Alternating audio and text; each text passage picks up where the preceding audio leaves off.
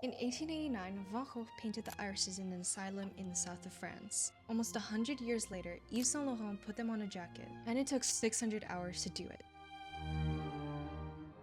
Hi, I'm Ro, and I'm here to tell you about the art world one story at a time. Van Gogh painted the irises about 1 month after he checked himself into Saint-Paul-du-Mouzol, an asylum in Saint-Rémy-de-Provence. Yves Saint Laurent knew that town intimately. His partner Pierre Berger had bought farmhouses in that area, one of them even named after Van Gogh himself. They even owned a Van Gogh painting. They were huge fans of the artist. So this wasn't just a designer borrowing a famous image. For the spring 1988 collection, YSL brought in Maison Lesage, the most prestigious embroidery house in Paris, and they spent over 600 hours hand-stitching the irises jacket. 250,000 sequins, 22 colors, petals built from overlapping layers, and leaves traced in cornflower blue. Yves Saint Laurent said that it was among one of the most beautiful pieces he's ever made. He also said, "I didn't copy them. Who would venture to do that? I wanted to weave connection between the painting and the clothing.